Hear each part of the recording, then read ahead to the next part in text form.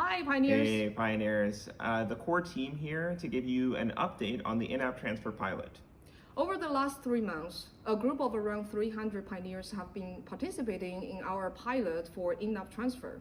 The purpose of the in-app transfer pilot is to help us bootstrap Pi's peer-to-peer economy. First, the pilot should help us identify what pioneers are willing to offer in exchange for Pi, as well as what pioneers want to buy with Pi. Now, understanding the supply and demand for goods and services in our economy is a key step to building a healthy market for Pi. And in addition to building the market, the pilot is also designed to help us understand what could go wrong. That way, we can avoid potential abuses of Pi in our community in the future.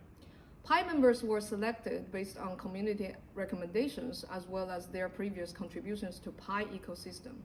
To prevent Pi mined by bots and bad actors from transferring to real pioneers, we require members of the pilot to perform identity verification, also known as the KYC. Additionally, the terms of the pilot forbade any transactions that involved fiat currency, such as selling Pi for dollars. Now, as expected, the pilot has shown both very promising and some challenging signs. On the promising side of things, there have been transactions that show that pioneers have a lot of very interesting goods and services to offer for Pi. So for one example, there's a pioneer in our community who's a beekeeper, and he sold this collection of honey to another pioneer for 18 Pi, including shipping. Another transaction, a pioneer traded this digital camera for about 65 Pi. Also, we had one pioneer trade these special edition Nike Jordans for an undisclosed amount of Pi.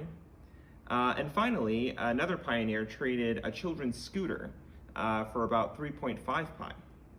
So there are many more transactions that are lacking images, such as Pi for children's diapers, for oil, batteries, and automotive parts. These were only a few of the transactions that were conducted as part of the pilot.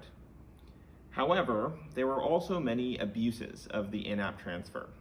Although all fiat transactions were expressly prohibited by the terms of service, we received many reports of pioneers attempting to sell the currency or take advantage of other people. For example, some accounts made thousands of small transfers of Pi just within a couple days. And these transactions don't seem to be linked to any types of real goods and services and are indicative of an attempted sale.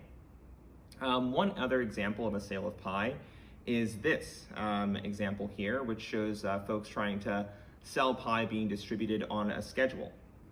We even received reports of people claiming that they were partially fundraising for charitable causes while in essence selling Pi. And there's no verification that the portion of the funds intended for donation were actually delivered to those causes. All of these reports ultimately fuel additional bad behavior when organizations and institutions can then claim that they have Pi to sell, such as in these unauthorized offerings of Pi. As you can see in this example, there's a apparent trade between Pi Network and USDT. And in this second example, there's some kind of group buying scheme of Pi, right, with a 20% discount, all of which are completely unauthorized sales. Yeah, this type of behavior provide no help in establishing a healthy Pi ecosystem or building a foundation for Pi's economy. Instead, they endanger the existing and future pioneers with potential losses of money and the project as a whole by tarnishing our reputation.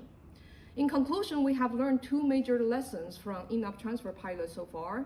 First, enabling people to transfer Pi should be paired with healthy ways to spend the currency and drive demand for Pi. Second, the Pi ecosystem needs a systematic approach or platform to support applications that scale the type of healthy transactions listed by Vince just now, and address the logistic headaches that arise when trying to transact with pioneers all over the world, or generally people all over the world. That concludes our update for today. What do you think of these findings and assessments? Please let us know by tapping below to join the topic. We look forward to your input. See ya. Bye-bye.